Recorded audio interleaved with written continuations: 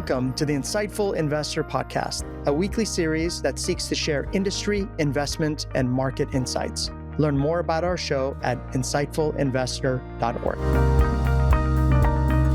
I'm excited to have Alex Ehrlich on the podcast this week.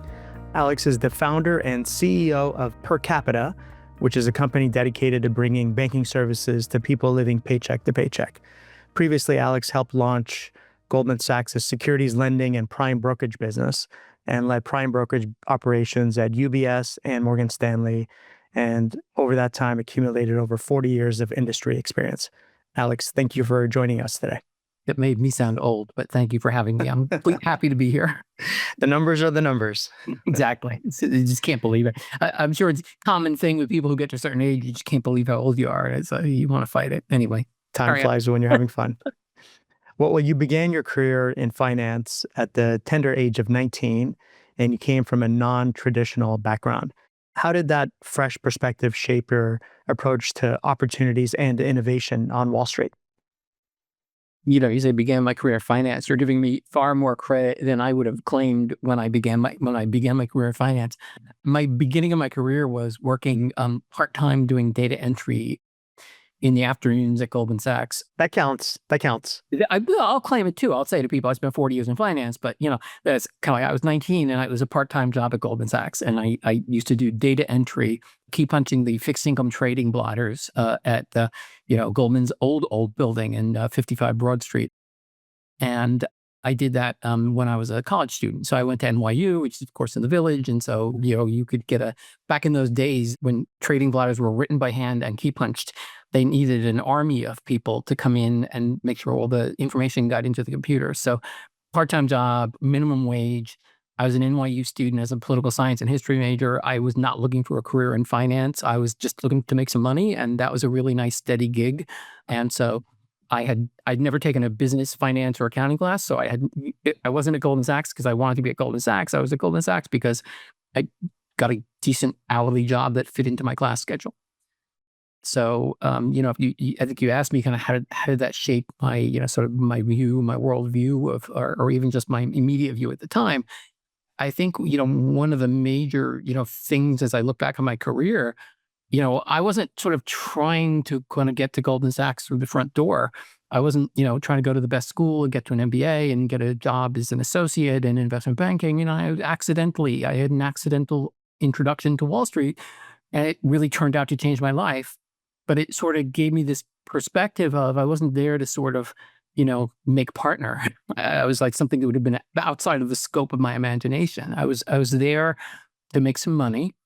And if I'm honest, to earn some respect, because I was the very, very, very bottom of the food chain. And for anybody who's ever walked on this sort of set foot on a big Wall Street trading floor, the first time you do that, it's often a kind of a really eye-opening, sort of profound experience where you sort of like look around, you've never seen anything like it. And all these kind of people are running around and shouting and being cool. And you sort of come into that as a guy keep punching the blotters, you're not cool. And you just want to earn respect. You don't want to be an idiot. And so a lot of my early motivation working at Goldman Sachs was try not to be an idiot and try and find the people that will answer questions, because some people could not have been nicer and really made it, change my life by investing their time in me. And, there were also some people who were like, very, very, very busy and they didn't have time for you. So you learn who you can go to and you learn kind of how to understand what's going on. And it took me about a year. I worked part-time for a year. It took me about a year to realize that maybe there was a job here and that, I actually might enjoy working there.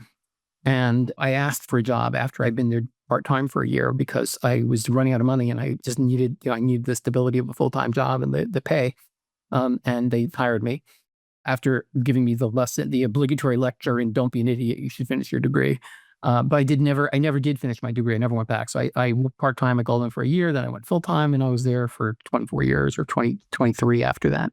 One of the interesting aspects of your career is early on in your career, you had this confidence that you could identify inefficiencies at a massive Wall Street investment firm. What gave you the confidence to speak up when you saw inefficiencies? I think you're giving me too much credit. It wasn't that I had the confidence. It was like, I'm just trying to do a good job. I'm just trying to sort of be seen as somebody that can add value. And, and especially, once I dropped out of school and I was there, it kind of felt like I had no safety net. Like I was a dumb, at that point, 20-year-old, kid who had dropped out of college. So I was a little bit desperate to make it work. And so I was sort of one of those kids, remember Ace Greenberg, who ran Bear Stearns for decades. He used to have this phrase, PSDs. He liked to hire people who he called PSDs. And it stood for, I want to hire kids who are poor, smart, and have a deep desire to become rich. And that was me. I wanted to work as hard as I could work. I'd work all God's hours. If I could be there 18 hours a day, if I had the energy, I would be. That's changed over time, as my life evolved. But so I was trying to sort of make the place better. My attitude was, if I can make a process better, I'll recommend it. If I can save some money somehow, I'll try and save that money. I will. So it's just a certain amount of, I don't know if I would call it creativity. I would just call it sort of a desire to sort of look for continuous improvement. That is a little different from most people in my experience that start at a big firm like that. They come in, they're taught what to do, and they try to execute as best as they can what they're taught, as opposed to having more of a top-down view of, okay, Yeah. here's this environment that I've entered. How can I make improvements?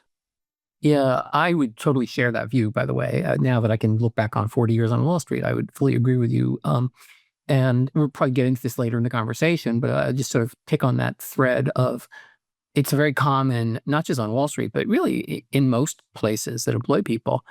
When you hire somebody, it's in your interest for them to be successful. So you will do the things you need to do to teach them what they need to know to be successful. So you sort of tell people, this is what time you come in, this is your job, this is what you do. And then, when you're done, you can go home, or when you're done, you can help somebody else, whatever. And you want people to be really successful in that. And most people are sort of attuned to that idea, like, hey, boss, tell me what I need to do to be successful. But the reality of it is, if that's the way you manage your people, or if that's the way you look at your career, you're not going to be that successful. The world I used to go into the Goldman Sachs building, and, by then, in a few years, they moved into 85 Broad. So you had this huge, so 30-story, huge building of Goldman Sachs. And I used to, work in a cube on the corner of the trading floor, the fixed income floor, and then later the equity floor. And I used to know what was going on in my cube and like the little 6-pack of cubes around me. And then for every 5 feet further out from that I knew less and less about what was going on.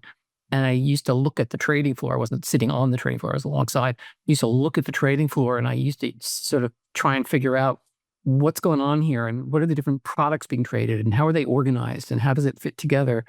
And then I work on that and start to develop my view. And I ask people, and then I get on the elevator and think, there's 29 more floors in here of people doing God knows what, and in different products, different divisions. And I used to ask myself, how does anybody get to be the CEO of Goldman Sachs? It was just me as a kid being like, how could anybody ever master everything that you needed to know to run a firm like Goldman Sachs?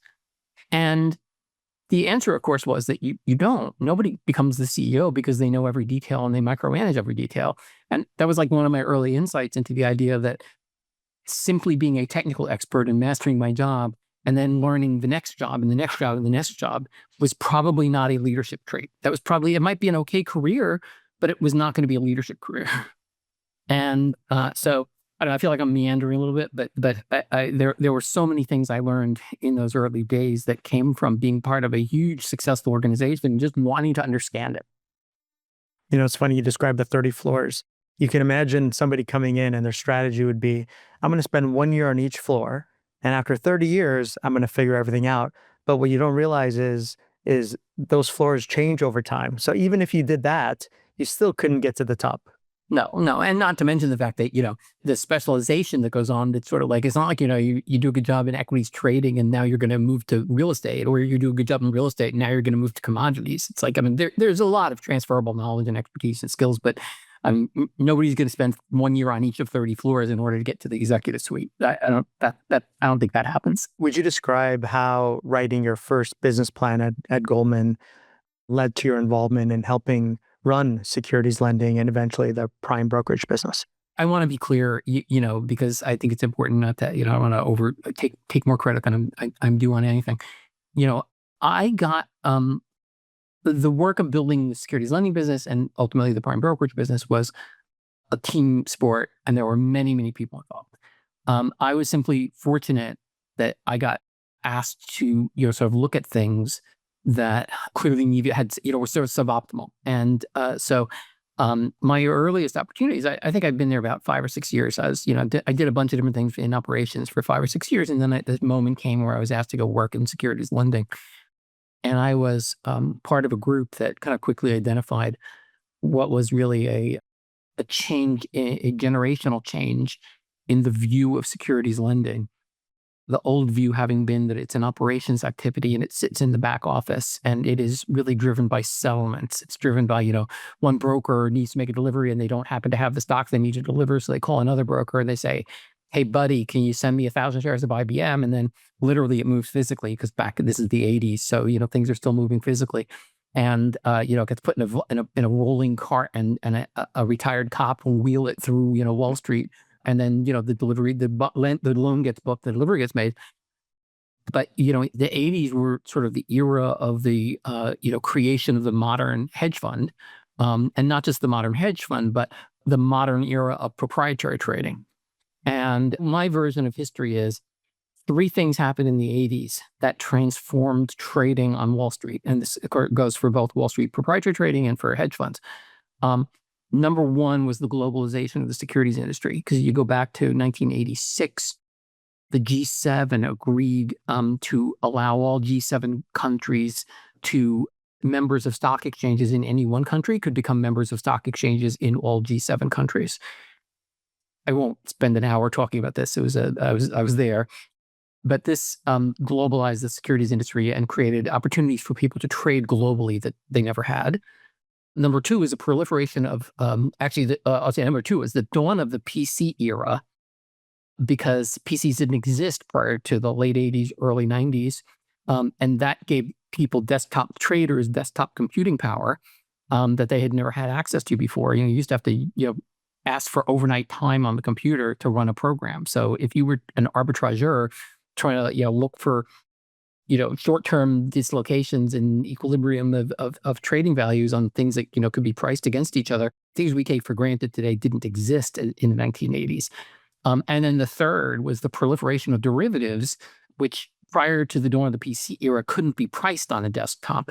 And so, I have an old book, The Complete Bond Book by David Darst, that I bought in 1984 to try and teach myself, sort of the bond market.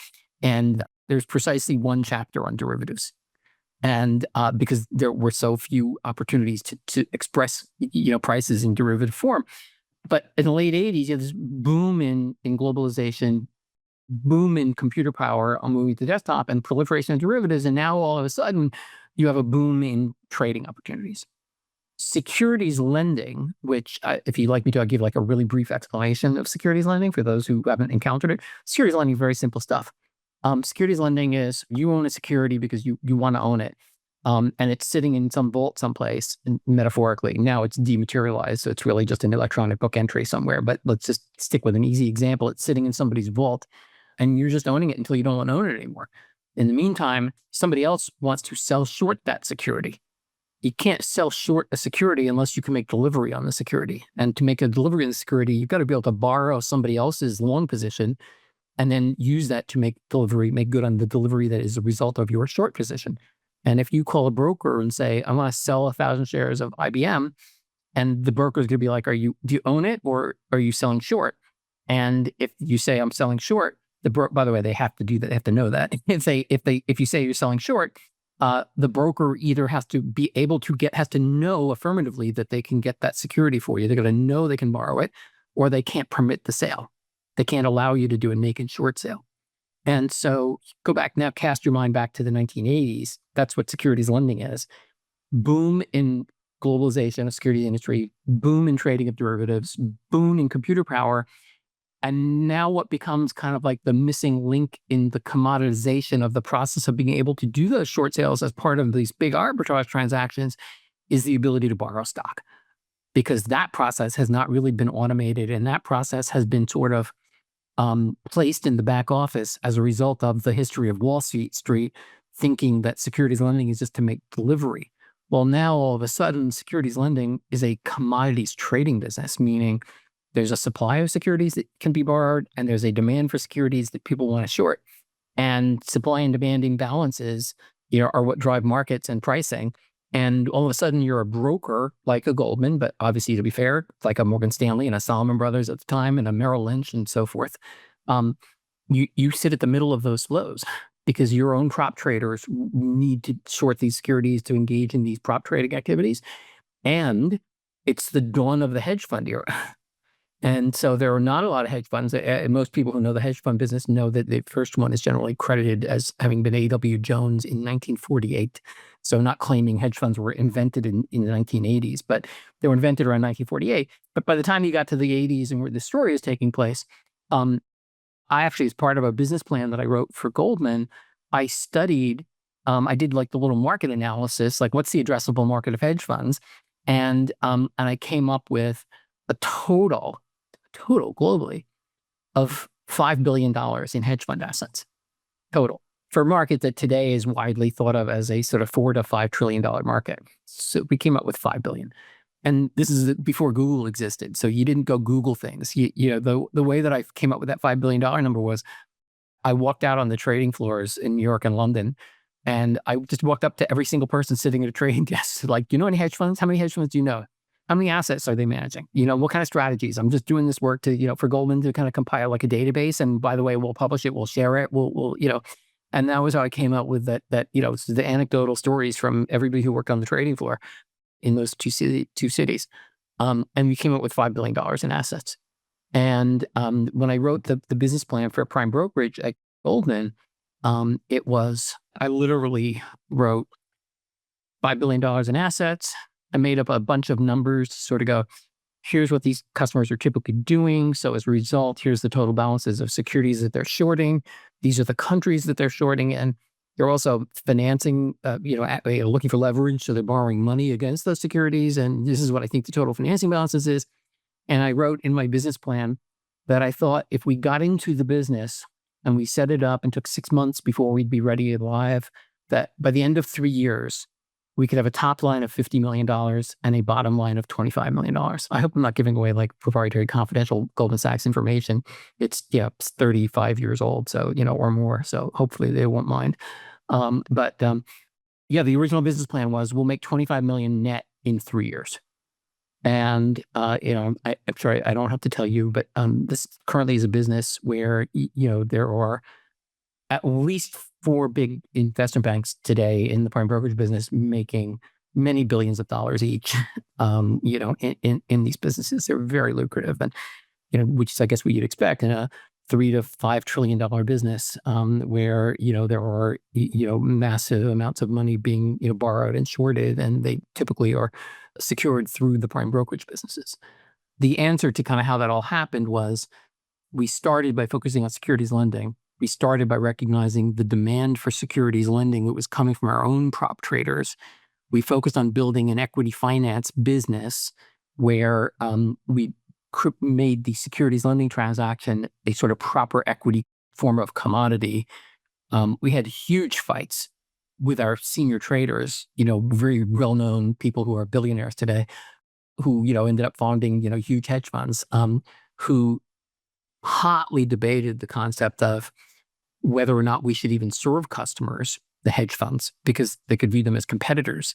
And then further in the securities lending context, a hotly debated question of whether those traders should be given those stocks for shorting purposes at the price at which they were procured in the marketplace. So if we had to pay 2% per annum to borrow a stock from a global custodian like a State Street, the traders didn't want to pay 2.5% or 3%. They wanted to pay 2% and then take the overhead costs of the borrowing transaction. But the reality of it was that, we argued from the securities lending point of view that The traders had to pay a market price because we didn't have to give it to them at 2%. If we could borrow it at 2% and could lend it to, Tiger at 5%, then the trader shouldn't get it for 2%. They should get it for 5%. And if they couldn't make money that way, then that was their problem. That was a seminal argument that, almost cost me and several other people our jobs back then, because there were a whole bunch of traders who thought that, what we were suggesting in terms of an independent trading P&L was heretical and not in the best interests of the firm. And, a quick way to get fired at Goldman Sachs is to try and do something that's not in the best interest of the firm. So we had to win the intellectual argument, which we did. And that was the beginning of securities lending. And then that led to prime brokerage, because once we were doing the securities lending business properly as a finance desk, we then were able to recognize the scale of the opportunity in prime brokerage. And then setting up prime brokerage occurred maybe 2 years after setting up the securities financing desk and securities lending business. And also, just to be clear, because I don't want to take credit I'm not due, I did write the first business plan. I did sort of send that up the partner chain at Goldman. But I think I was 27 at the time. And, I became part, I didn't run it right away. I became part of a team that ran it right away. And I was actually the first head of US prime brokerage there. Reported to a very senior partner who actually oversaw the whole development of the business. And then over the next few years, things evolved and I became the global co-head. So I ran it along with a couple of other people who, made as big, at least as big contributions as I did back in those early days. For listeners who are less familiar, you talked about what securities lending is, and then you transition into the broader suite of services offered by prime brokerage. Would you just quickly describe what that includes? Prime brokerage, as it has evolved over decades now, is basically the part of the business that exists in investment banks that is designed to provide virtually turnkey services to people who are starting hedge funds or running hedge funds. But those turnkey services do not include the investing side of their business. So they include setting up the business, hiring staff, finding lawyers, administrators, accountants, raising capital, which is not to say that the banks are putting their own capital in. It's to say that the banks, sort of put at the disposal of the hedge fund their knowledge and their ability to introduce them to known hedge fund investors. So capital introduction is a very important part of prime brokerage. Various types of consulting services, and essentially, and when I say non-investment services, because the prime brokerage part of the business is not where you call to get investment research. It's not where you call to get market color. It's not where you call to, execute a trade. It is serving you in terms of the establishment and the operation of your business. The reason why this is actually important is because you think about who sets up hedge funds. We're primarily talking about people who already have the experience of successfully managing money for someone else.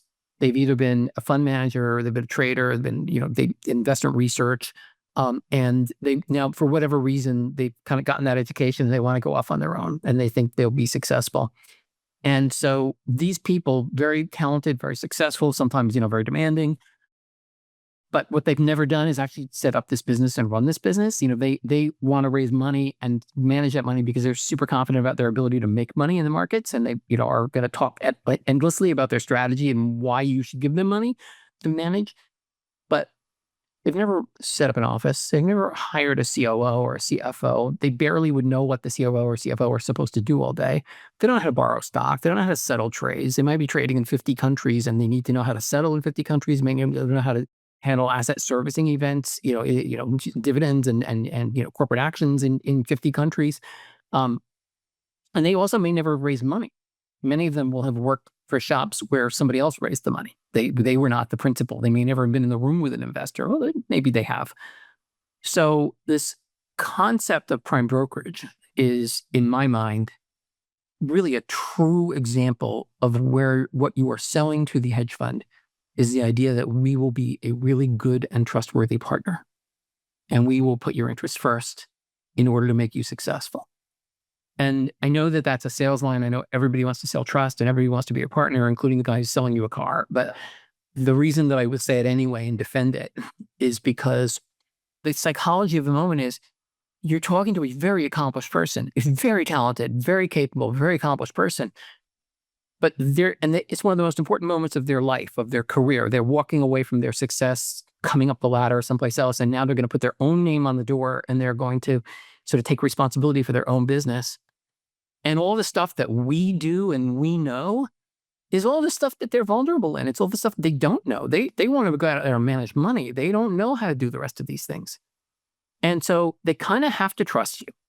They have to. I mean, you could say that they don't have to trust you. They could just, sort of like hire you without trusting you. But at the end of the day, you got to earn their trust. And, there's no way to sell trust. You can't tell people I'm selling, trust me. As soon as you say trust me, people don't trust you. So you never sell trust. I'm saying things here that I would never say directly to somebody who I'd never met in the context of setting up a business. I would say, look, here's all the expertise we can bring to bear. And, but one of the things that we used to do, and I'm talking here about, sort of my most recent role, which was at Morgan Stanley, we used to really encourage potential clients to call anyone they knew in the hedge fund industry to ask about us. We didn't give references. We told them they could reference us with anyone they knew, because we wanted to believe, and it usually worked.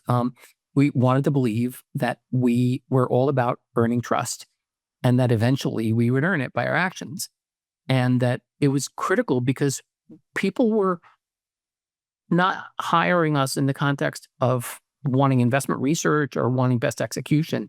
They wanted that too, but that was a different part of the firm. But what they needed from us was just that we were going to make sure they didn't do anything dumb, and that we were going to make them efficient, and we're going to make them capable of achieving their vision up to the point where it was up to them to execute on their investment vision. So I know that was a very long answer to a simple question, but it's often really hard to give you a succinct answer to prime brokerage, because it really is a broad set of services deliver, and it includes sort of bringing the whole firm to bear, so that this prime brokerage relationship is very, very valuable, because the financing goes through the relationship, and there are spreads on financing, and you make money on that. And financing meaning both securities lending and other types of financing. And so the closeness and depth of that relationship enables you to bring, the rest of your organization to bear on that firm in a meaningful way, because it is a partnership. There's a lot of give and take in the breadth of that relationship. And so it's a great, wonderful business, and often little understood outside of Wall Street and the hedge fund community. That word trust that I use a lot, I think it's one of the places on Wall Street where it really, really, really matters.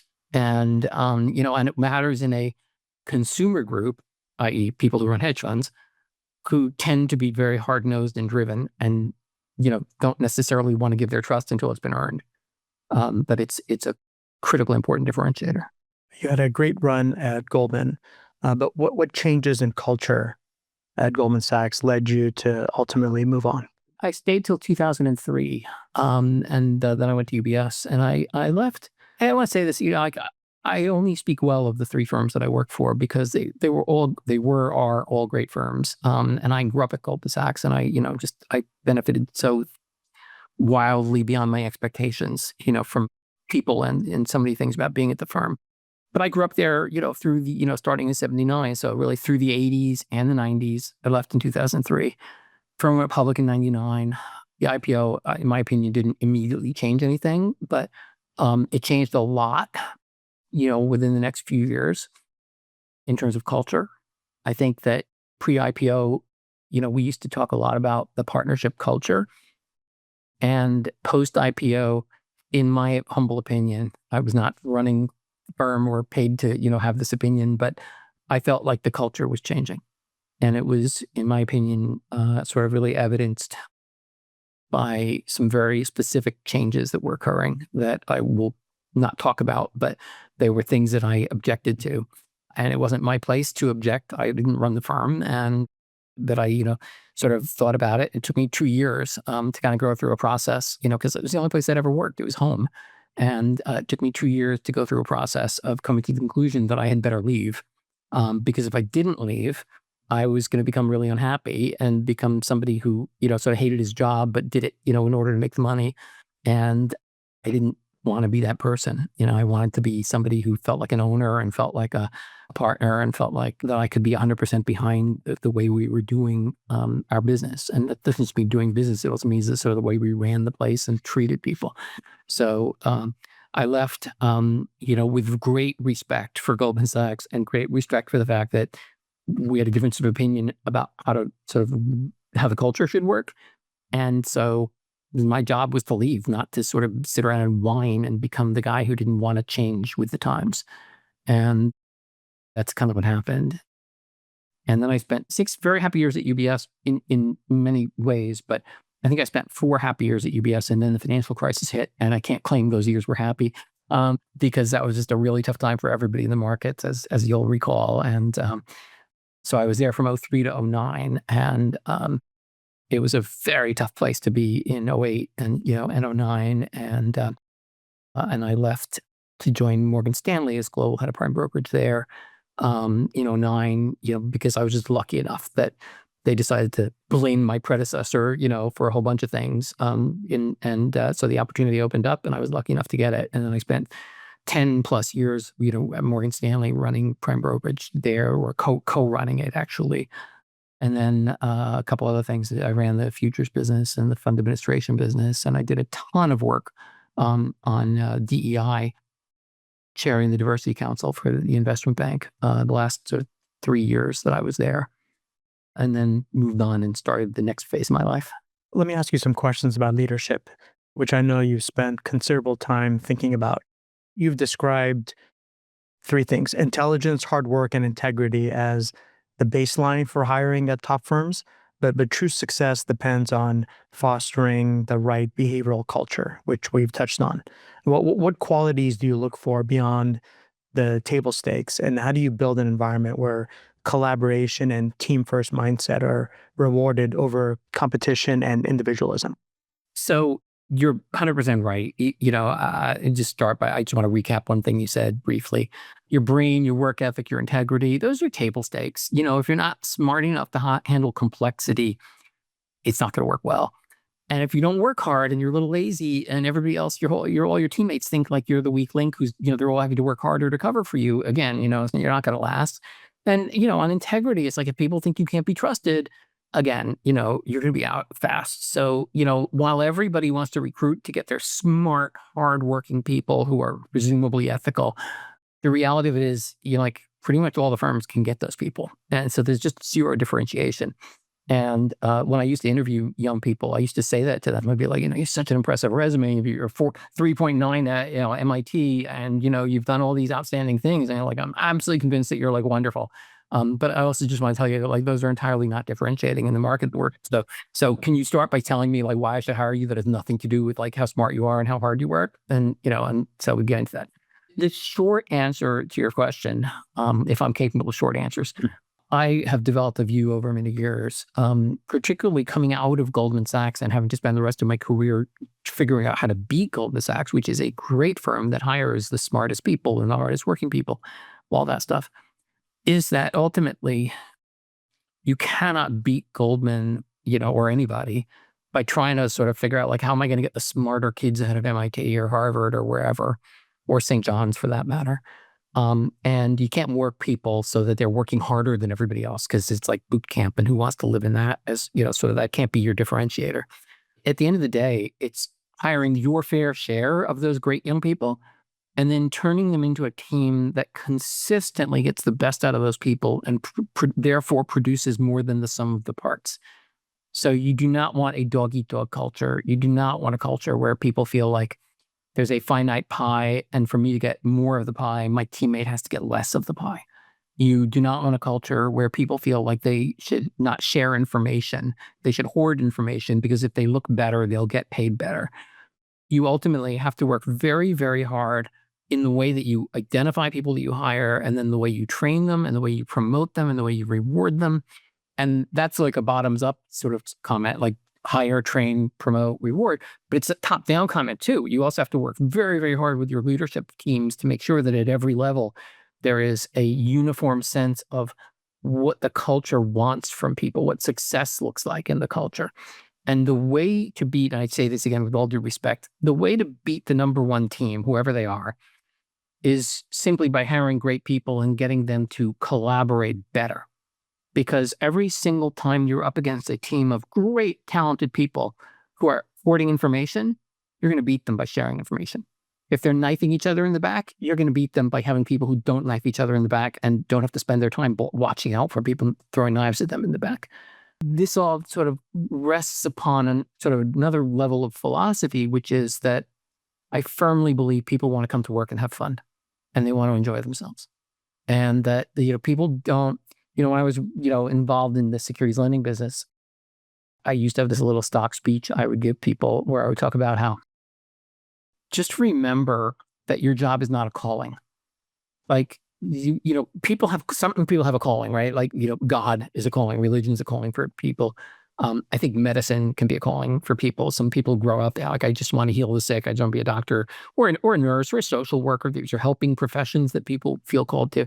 I think art's a calling. Like, I know a lot of artists, and many of them will say, I didn't choose to be an artist. I just am an artist. The rest of us just have to get jobs. And nobody grows up thinking, if I could just lend stock for a living, I'd be so happy. And so, it's not a calling, it's a job. People, and even Wall Street with its like sort of, typical passion for competition and for success and for making money is still full of people who basically just start out as smart kids who need jobs. Smart kids who chose a job on Wall Street, number one, first and foremost, because they did not have a calling. Because if they had a calling, they wouldn't be in that room. And number two, because they wanted a challenging job. They're smart. They wanted to do something interesting and challenging. And number three, they wanted to make some money, and there's nothing wrong with that. And so, this is, for people who don't have a calling, Wall Street's a great place to work. You're going to find it challenging. You're going to work with cool people. You're going to serve cool people as customers. You're going to maybe get a chance to travel the world. You might make a lot of money. You are going to have intellectual challenges you're dealing with every day. It's a great profession, being a banker of any kind. But let's not confuse it with a calling, and let's not sort of suppress the fact that as people, we want happiness. We want to be pursuing happiness. So if your idea of Wall Street is, I know it's going to suck, I know it's going to be like boot camp, I know people are going to beat me viciously, but I'm going to put up with it, and I'm going to be the best that I can possibly be, because there's a golden ring at the end, and I will suppress my desire for happiness. Kind of don't want those people working for me. Those are not my idea of the people I want to hire. I want to hire people whose view of their job on Wall Street is, it fits within a larger set of life goals. It fits within a larger context of what they want from their life.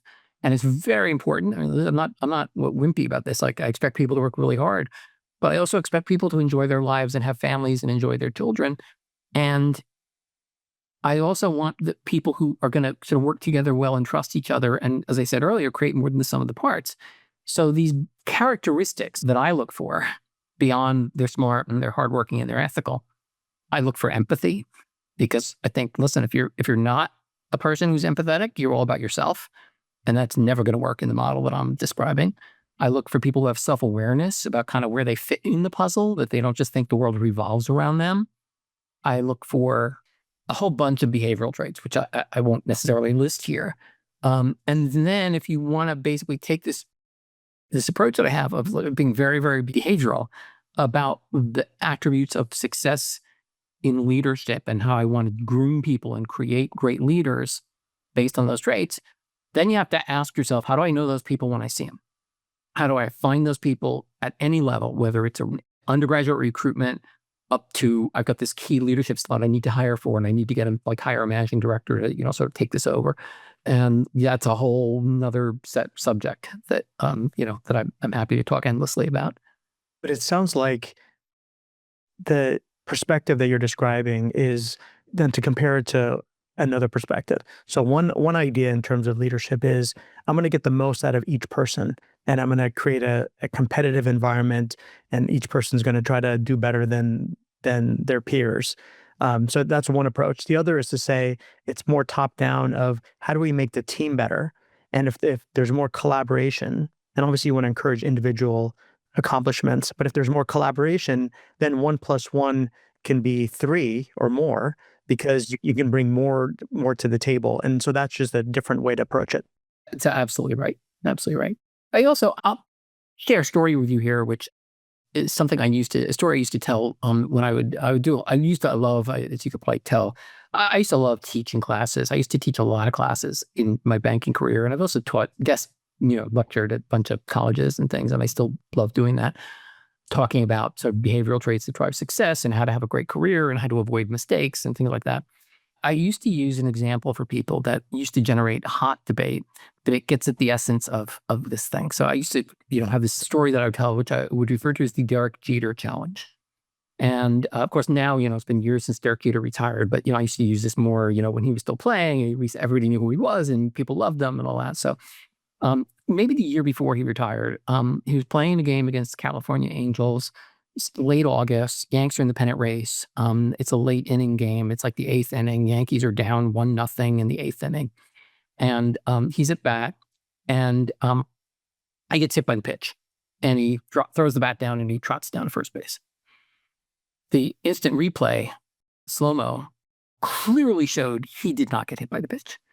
It clearly showed that the ball hit, that little bit of the bat that sticks out under your hands, that little bit. That's what it hit. It hit just right below his hand, but it definitely hit the wood, and it just bounced straight down.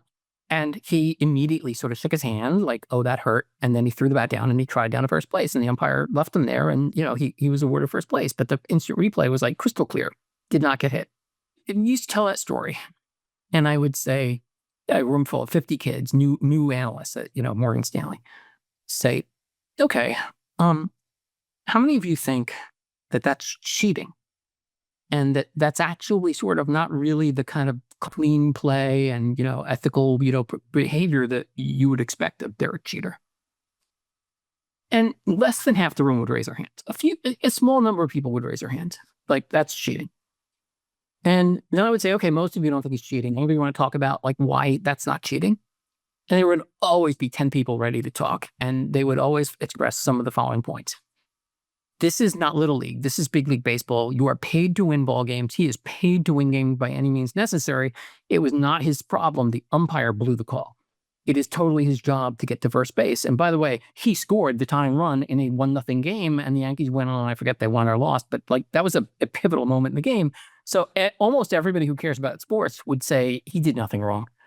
I mean, he's, and by the way, there's like money on the line because if the Yankees get into the, playoffs, they make, what do they get? Like $100,000 per person, and then you get more for being in the World Series. And the team makes money by hosting games, and they sell more concessions and they sell more tickets. So it's like the prevailing view in the room was always, it's a business.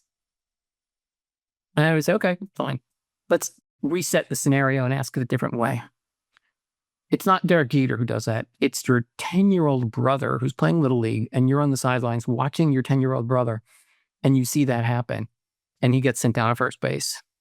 After the game, what do you say to your 10-year-old brother? Do you say, I kind of get the fact that, what you did, but that's not how we've taught you. That's not the way you're supposed to play the game. You're supposed to be ethical. You didn't get hit. You shouldn't have gone to first base. You didn't get hit. You shouldn't have pretended you got hit. Or do you say, big slap on the back. Well done, dude. You got the first, and you scored a run. And at that point, the room always swung from it's a business to it's Little League. And ethics matter. And I've done this, 24 times. The room always swung. The room always started with, Jeter did the right thing because he's a professional baseball player. And then it ended with my 10-year-old brother should not be played. That's not how I'm teaching my 10-year-old brother to play the game. I'm teaching him sportsmanship. And I'm like, okay, so what's the transition? And now let me ask you, all you folks here in the room at, an investment bank who've worked so hard to get into this room, and you're all first-year analysts. And by the way, congratulations, because you're all wonderful. But are you here to win by any means necessary? Or are you here to bring your values to this place? Are you here to sort of find ways to make money regardless of the rules? Or are you here to bring your values and ethics to the table and tell us when you feel uncomfortable if you get to a moment where you feel somebody's asking you to do something that's just not right? And this is like a seminal kind of moment for these young people, because what you want to imbue in them is that we're not here to make money at all costs. We're not here to do the wrong thing. And that's not who we want to be, because at the end of the day, we want people to trust us. Trust is more valuable than almost anything else we can create in our relationships. And, I'd be, tell platitudes, you lose trust, it's like, oh, so hard to ring it. Yeah. It's like, people have to trust you, and we hire you because we think you're trustworthy. And we are not telling you to go out and do anything. You win games by any means necessary. Because in all honesty, that's what led to the financial crisis. What led to the financial crisis was people doing things that were technically legal, but were wrong, that resulted in massive financial losses for others. But people felt that they could do them because everybody else was doing them. And so if you don't want your people to lead you into the next financial crisis or participate in the next financial crisis that somebody else starts, you got to have a different culture. So sorry if that was like a long-winded story, but I used to teach a class called Defense Against the Dark Arts, which is obviously a ripoff of Harry Potter's, sort of Professor Snape's class. And it was all about that. It was all about like, how do you avoid making mistakes that ruin careers and sometimes send people to jail and cost people their lives and their fortunes? How do you, and so I'll stop there. And I suppose it requires you to not be short-sighted, because if you look around and all your competition is doing Yes. that and you don't, then you Yes. may fall behind near term, but Totally. win long term. Yeah. Well, totally. I mean, and it really kills you because, Wall Street, you'll have one bad apple someplace, some bank that's doing something they shouldn't be doing. And because they're doing something they shouldn't be doing, they're very profitable. And because they're profitable, they can pay people more. So if they want to hire your good people, they can, because you can't pay people that way. So, there are all kinds of like real world arguments that put pressure on people to do the wrong thing. What I find is, I don't know that I have the answers to all these questions about like, what do you do in that situation? But I do know that if you put sunlight on them so that you are getting people from an early age to understand these are the things that can lead people astray, and you can then cast certain things in that light for people, you've got a better shot of keeping people from, frankly, hurting themselves and hurting all of us. Would you walk us through your leadership pyramid, which you and I have talked about in the past, and how you developed it and what's most misunderstood among high performing leaders? So the leadership pyramid, we've already talked about some of it, so I'll try and go as quickly as I can. The leadership pyramid is just based on the fact that, one of the few things I learned in college in my year and a half of, getting educated, was I encountered Maslow's hierarchy of needs. And that was actually something I always thought was really impressive on just a personal psychological basis. And after I had left Goldman and I was at UBS and I was trying to build a business, and I knew my job was to sort of figure out how to beat Goldman, which was a great firm. And I had these observations about what we already talked about, like your brain and your work ethic and your integrity. That's just kind of like the bottom of a pyramid, like a ticket for admission to play the game. And I started thinking about Maslow and how Maslow had like his pyramid, and every level on the pyramid is sort of a higher level of complexity of meeting human needs. And I started to think, I wonder if there's a behavioral pyramid that describes career success, career progress, behavioral traits, leadership traits, similar to the way that Maslow did his pyramid. And so I used to refer to this as the behavioral pyramid for success. And like Maslow had, I think, 5 levels, but I had 4. So it's just a pyramid and there's 4 levels. And the bottom one we've already talked about. The base of the pyramid is you got to be smart, you got to work hard, you got to have ethics. If you don't, you're going to fall off the pyramid, you're out. And now you get into the interesting stuff that, sort of the 7 boxes above. And in sort of stratifying those boxes, those levels, what I was trying to do was think of career ascent. So if the bottom of the pyramid is entry level, so let's call it on Wall Street language, that would be an analyst. So that gets you an analyst job. What gets you promoted to associate? Why do we keep you?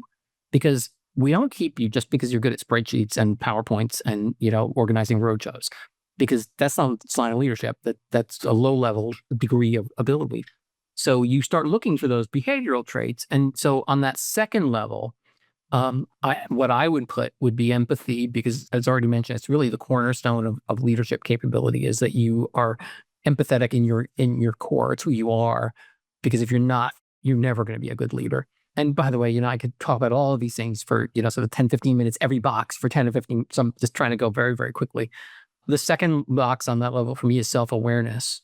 And by self-awareness, what I mean is just recognizing that by our biology, we are always the star of our own show. Like we're center stage in everything we do. Everybody else has a part in our life, but we're the star. And self-awareness in the context of business means that the world does not revolve around you. You are revolving around other people's worlds, including, many, many people above you, many people around you, many people below you. So self-awareness is sort of you can astral project and see where you are in the chessboard consistently instead of thinking the whole thing revolves around you. Diversity. And I do not mean what you look like. I don't mean the type of diversity that is controversial right now. I'm talking about diversity of thinking. I'm talking about, your ability to be comfortable with people who don't think like you, who aren't like you, who don't sound like you, who have different experiences with you. Because that is ultimately a leadership trait, because you're comfortable with people, you will form, interesting intellectual relationships and bonds, and you will also be a better manager and leader for people who are different from you. And then the final fourth thing on that level is just showing signs of creativity, that you're not limited to being great at executing what people tell you to do, but you somehow begin to go beyond that and you show signs of bringing value that nobody told you to bring to the table. It doesn't have to be art. It's not artistic creativity. In a business context, you might think of it more as a burning desire for continuous improvement, which drives you to be looking for things that could be better. So that's at like sort of associate level. And then you go up a level. And I've only got 3 things left. There's sort of 2 things on this next level and then 1 at the peak. You go up a level and now you're into like an officer level. So let's say again, in Wall Street context, you've gone from analyst to associate. And now maybe you're a vice president. And you're probably at that point, 28 to 30 years old or so. And it's your first officer level job. And there's 2 more traits that I would put on there at that level. One is you act like an owner at all times. You take the accountability that owners take for everything going on around you. You lose that trait that almost every young person has of acting like labor instead of management. Labor, we talk about this, labor, you show up, you're like, where's my desk? What do I do? What time do you want me to come in? And, tell me my job. And ownership is, think about it like, you own a store and it's on the street front and you're selling, whatever it is you want to sell, whether it's, books or records or clothing. And people come in the store and you're the owner and you have some employees and they're doing their thing. You don't get to ask anybody what your job is. Your job is to do everything from, as early in the morning to as late at night as you could stand it to make sure the store is successful. And so people have to make that transition. And by the way, they also have to stop acting like putting their personal interest in front of the ownership interests of the partnership that they are being invited to be a part of. Second, and the only other thing on that level, which I find is a huge differentiating trait for people, is the ability to build your own network. Because in a job, your management is trying to make you successful by making sure you have the tools you need to be successful and the people you need to know to be successful. But as we said earlier, they're not telling you how the other 29 floors work. They're not introducing you to the people on the other 29 floors. You want to have a great career and have more and more sort of the lottery tickets in your career to be successful, you've got to build a network. And if you're working at a good firm, there's so many people you can meet who are going to add value to your life and your career, and nobody's going to tell you to meet them, and people aren't even going to necessarily introduce you. So this question of kind of how anybody gets to run Goldman Sachs, as I said earlier, or Morgan Stanley or anything else, it's interrelated to this question of how did they build their network when they didn't need to? So, and again, I could talk about that for a long time, but that's everything below the apex of the pyramid. The apex is just one thing, and it's usually controversial. Like I would have do this class, and there'd always be somebody that wanted to argue about this, including sometimes very senior people who just really blatantly disagreed with me. And I hinted at this earlier, that to me, one of the central traits of leadership and creatively important for very senior leaders is that those people have to be in pursuit of their own happiness. They have to be in pursuit of happiness, because if they're only in pursuit of success, and many people will take this point of view, like I've had this said to me many, many times. It's like, dude, I did not come here to be happy. Okay. I'm not being paid to be happy. I'm not here to be happy. I'm not here to make you happy. I am here to be successful. And in the context of like the investment banking world that I come from, it's basically, I get paid for 3 things. I get paid to, make money. serve my clients well, and beat Goldman Sachs. And I use Goldman Sachs as an example, not that they're always number one. If you're at Goldman, you're being paid to beat Morgan Stanley. The point is that if that's how you see the world, that is particularly in this era with sort of cultural changes as generations pass on and people are concerned about happiness, you're out of step with the way the world is changing. And you are not going to inspire people to want to be like you. You might be really, really good at your job. You might inspire people to know what you know. People may very well want to learn from you. They may want to be on a team with you so they can, sort of soak up your brilliance. But they're not patterning themselves on you because they actually want to be happy. Secondly, if you're not concerned on your own happiness, people don't think you're concerned about their happiness. And people want to know that the management above them cares about at the very least, about their progress and their career happiness, if not their personal happiness. There's a lesson in the Talmud, the learning accompaniment to the Bible. That there's a saying that if you saved one life, you've saved the entire world. And the basis for that is that it's the concept that every single one of us has our own world. Like the world exists for each of us in its entirety. We all have our own world. So it's a sort of pretty, sort of use of language. If you save life, you save a world, right? That has always affected me in my thinking about managing people because I know I come to work and it's got my world with me.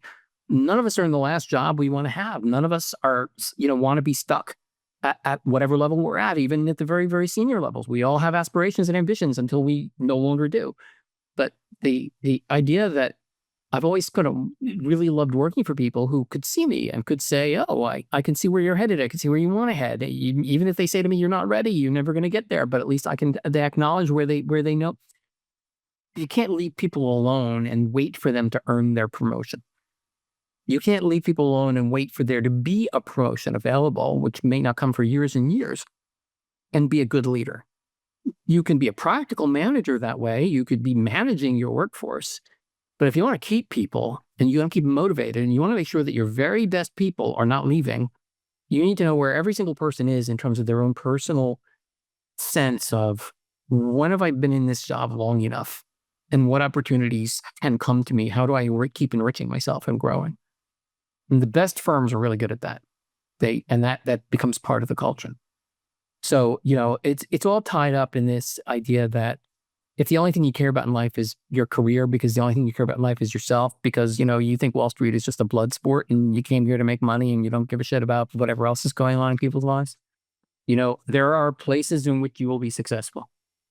But in a business that I'm describing, it needs to create trust, customer trust, first and foremost, earn customer trust. And you earn customer trust by being trustworthy. Like the trick to earning trust is you're just trustworthy. You can't sell trust, but you can earn it. And that depends upon you hiring people that are trustworthy. And that depends upon you building an organization of those people who are trustworthy. And that depends upon those people being great and getting the best out of those people and making sure those people feel heard. And those people, like the best idea wins, not the most politically senior idea wins. The worst possible leadership is one where let me just tell you all what to do because I'm the boss. Because you may not be the smartest person in every given moment. And so, yeah, I think it's a pretty coherent sort of philosophy around just in this one sense, because of a business based on sort of intellectual qualities, serving people who are complicated and if we were making commodities and we were making widgets, and the only differentiation we could have in the marketplace was like the cost of the goods and speed to market, this would not be the conversation. But in Wall Street and in the world of investment management, I think I think the paradigm's really important. I guess one way to compare the leadership pyramid in two different contexts. So if you have firm A that takes the full pyramid as you described with happiness at the apex, and you take firm B that excludes happiness at the apex and has everything else, and you're a very productive person, where do you think you're going to end up working? And where do you think you're going to work more and longer? And is the most productivity going to be squeezed out of you? If you kind of put those side by side, it becomes more obvious. Yeah. Look, I don't want to name names or, make, specific comments about specific firms, but I can tell you from my experience having been at Goldman and UBS and Morgan Stanley. This thing works. It creates teams that are unbeatable. And by the way, they enjoy the heck out of being unbeatable. They really enjoy coming to work, and it creates lifetimes of friendships and loyalties in an environment that can often be quite cutthroat. People can be kind of like, oh, I didn't come to Wall Street to make friends. Yeah, well, you should. You can. You alluded to this a little bit earlier, but what role does diversity of thought play in building a resilient and innovative organization, as opposed to just checking the boxes of DEI like you touched on? Yeah, I mean, maybe let's take a moment and talk about checking the boxes of DEI for a second before I try and answer that question. Yeah, checking the boxes of DEI has, in my opinion, never been a good idea. It is not about the current political environment and the sort of demonization of quote unquote DEI. It's about, to me, the idea is that you never, ever, ever have a conversation about quote unquote diversity if you didn't have a problem you were trying to address. And so the real question is not diversity. The real question is, do your statistics of employment and leadership and promotion and compensation indicate that everybody's happy here, that everybody is advancing, and that, so that this is a place that is inclusive and equitable and fair? Or do your statistics tell you something else? And so, but your goal is not to fix the statistics. Your goal is not to go out, and this is where I would say checking the box, your goal is not to go out and hire 5 people who look like a certain thing in order to sort of fix a statistical imbalance. Your goal is to be a place that people want to work. It's to have a great culture. If your goal, if you stick with the pyramid values, and by the way, I'm not overdoing it, this is just me talking. It's not like, and people can come up with better versions of this pyramid. People can come up with different ways of doing this. But if you basically sort of are thinking about these values, you are not going to have a workplace that is not diverse. You're going to have an inclusive workplace. You're going to attract all the right people, and you're going to end up with good metrics, as opposed to checking boxes in order to try and get to good metrics that are like sort of addressing the symptoms without addressing the problem. Right. So, the boxes are the byproduct of your culture. exactly. And you can't just fix the byproduct without shifting the culture. Right. Exactly. You get people, the more they have in common, the more they think they see the world the same way, the more they think alike. And that can be a strength in some ways, but it's not a strength, when you're sort of encountering, really diverse situations in the world. It's because so much is not black and white. There's a lot of shades of gray, and you're seeking the truth. And if everybody views the problem through the same lens, you're going to miss a lot, as opposed to people looking at it from all different perspectives. And if you have an open and healthy debate, you're more likely to reach the truth. No, that's exactly right. And the team where everybody fanatically agrees with themselves, with each other, is almost certainly missing something. And so, from my experiences, the best way that you avoid that is you just bring in all sorts of different perspectives. I run a company now. It's a very small company called Percapita, and we're a financial services company, and we're very focused on serving, people who live paycheck to paycheck, as you said, when you introduced me. That's been an amazing experience for me in terms of this question about diversity, because we are serving very, very diverse communities all across the country. And I mean diverse in every way, sort of racial, ethnic, religious communities, non-religious communities. We're serving industrial communities in the South. We're serving inner cities, in a bunch of places around the country. The definition of kind of how people think about how they use money, the definition of what people want, what people need, what people think they want and need, how people live their lives. You cannot be us and think we can just tell people what to do. You cannot be our business. We cannot be successful if we just think we know the right answers for everybody. And, we're very diverse in terms of sort of the population that makes up per capita, but we're very heavy in people who've done banking, who spent their careers in banking, and, a few lawyers and some technologists, but a lot of bankers. Our diversity perspective has been inadequate to the requirements of our job. And we have had to go get academic help from people who, are cultural anthropologists who have really helped us. We have a wonderful PhD cultural anthropologist on our staff as our head of research, who helps us understand communities, because it makes an enormous difference in our ability to be successful. So, I don't know if that's only a Wall Street comment, but it's a true comment upon sort of why diversity matters. Well, you talked about per capita, And I know part of your mission is, and it addresses this point of brains equally distributed, but opportunity is not. Can you share examples of how you're leveling the playing field for underbanked communities? With all due respect to many great banks in this country that have great banking businesses and, are trying to serve communities, the reality of it is that to the extent that a bank is a public company, the people who run the bank need to drive up the share price. And they drive up the share price by driving up the return on capital. And the way you drive up the return on capital is you're either going to focus on acquiring more high margin clients who are typically wealthy, or selling more high margin products to people who can afford those high margin products. And people who live paycheck to paycheck are just not going to drive up your return on capital. And so, banks make an effort in many ways to serve underserved communities, but it's really hard. And we basically sort of imagined Percapita as a full product financial services company that could deliver both banking and non-banking services, really, as we like to refer to ourselves more as a financial wellness company than a bank. And we're not a bank, we're a neobank. So we have bank services provided by our sponsor bank partner, in whose name the FDIC insurance exists. But that's a legal detail that my lawyers would yell at me if I didn't say. But we serve these communities in ways that are built around a business model where we are not trying to optimize the profitability of each product that we sell or each transaction that we do. We're not asking ourselves what's the most we can get out of this. We're built around a financial model that says, if we can provide broad range of comprehensive services to people and price it extremely fairly, the goal for us is, if we can consistently make a profit of $25 a year per customer, then there's a huge market. It's over 100 million Americans who are working full-time for hourly wages and living paycheck to paycheck. And so the question will become, how would we attract those people? What's our cost of customer acquisition? How do we scale? Well, very, very fair questions for investors and us.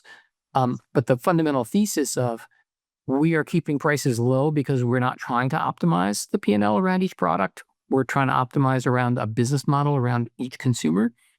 And there's a huge addressable market. Then the challenge becomes, can we build that? Like, technically, can we build that in a very scalable way? And can we acquire those customers at a low enough cost, to build a business that becomes vastly profitable? So we're not a not-for-profit. We are very much a mission company with values and principles and built around the idea of serving people well, and really focus on income inequality as the kind of one of the really driving, focuses of what we do. But we're for profit. But we think there's no conflict between the two. We think we can be a vastly profitable company if we get those two sets of things right, that what we deliver and how we scale. And how do you see technology changing the way banking services reach and include underserved communities over, let's say, the next 5 to 10 years? First question is, how do you see AI changing everything over the next 5? I mean, obviously, there's enormous change coming, and I wish I had the right crystal ball in sort of picking exactly how it's going to work. All we can do is recognize that AI is a critical part of what we're doing, and it's very critical in terms of how we're implementing AI. But I'd step back from that and say that even before you ask that question, you could make an argument that just in the modern digital economy as it is, not going into the whole AI question, just in the modern digital economy, not having a fairly priced bank account at your disposal is a huge handicap. And that, you could argue that, we already recognize a class of services in our country as utilities. We don't let people, have to pay a fortune for their electric bill or their water bill. And you could argue at some point, people will say that basic banking services are just utility. And I know that's heresy to a lot of, people. But if you really sort of take a leap forward and think about sort of how AI is going to change the world and how, tightly integrated so many things are going to be, we can easily see a world where banking services are just one part of a very, very comprehensive bundle of wellness tools that let you live your life the way you want to live it based on your circumstances. And we have a vision for that, which I won't share here, but we have a vision for that that we think, again, we're doing the foundational work right now. So it goes back to the whole hedge fund conversation. We're doing the foundational work right now to do the same thing that we have done in the hedge fund business, which is we need people to trust us. Why should people trust us? They've never heard of us. They don't know who we are. Why should they trust us? So this fundamental question of how do we embed ourselves into the lives of people, not by selling them something, but by actually meeting a need that they have. I'm really very serious about that. It's like, of course you can sign up for an account. You can open an account at Percapita by going on the app stores, Google and Android, you download it, you can open an account in 5 minutes. That's great. We get people like direct to consumer who sign up and they sign up that way. But really, we're a B2B2C business primarily. And what we're trying to do is we're happy to sign up consumers, but we're really focused on how do we, having built a quite sophisticated financial services platform, how do we fit into serving the needs of organizations across the country who serve their constituents in one way or another? It could be an organization that's serving veterans. It could be an organization serving Native Americans. It could be an organization serving people who are in debt or people who are trying to just focus on raising their credit rating. It could be a university that needs to provide banking account services for their freshmen because their freshmen get financial aid, which includes work study, which includes the job, which means they need a bank account because they need to get paid from the work study program. So our B2B2C business is built around this idea that we are a great strategic partner with lots of product functionality that people can, that organizations can, we refer to them as channel partners, that our channel partners can pick and choose from and deliver to their constituents. And so that's sort of probably giving you more than you want to know about the business model, but that's we think that is a pretty clear path if we can deliver it, if we're successful, if we can create that trust. Well, Alex, this has been a great discussion. I've enjoyed particularly the leadership conversation. I think it's really insightful and very thoughtful. So appreciate you spending some time with us. Thank you. My pleasure, Alex. Thanks for having me on. It's been a pleasure.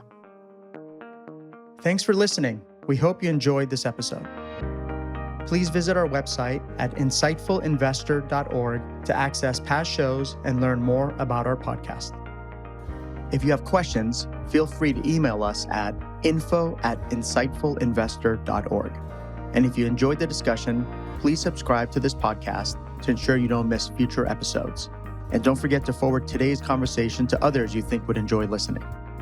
This podcast is provided for informational purposes only and should not be relied upon as legal, business, investment, or tax advice. All opinions expressed by podcast participants are solely their own opinions and do not necessarily reflect the opinions of Evoke advisors, their affiliates, or companies featured. Due to industry regulations, participants on this podcast are instructed not to make specific trade recommendations, nor reference past or potential profits. And listeners are reminded that securities trading, commodity trading, and alternative investments are complex and carry a risk of substantial losses. As such, they are not suitable for all investors. Listeners should be aware that guests featured on The Insightful Investor may have current or past associations with Evoke advisors or the host, including as an investment manager of a private fund opportunity by Evoke, or access through an affiliated Evoke fund, or as a client. Participation as a guest on the podcast should not be perceived as an endorsement or testimonial with respect to Evoke advisors, the podcast host, or their services. Similarly, the inclusion of a guest on the podcast does not imply that Evoke advisors or the host endorses the guest or any company with which they may be affiliated or employed. Evoke has neither paid nor received compensation from guests for their participation.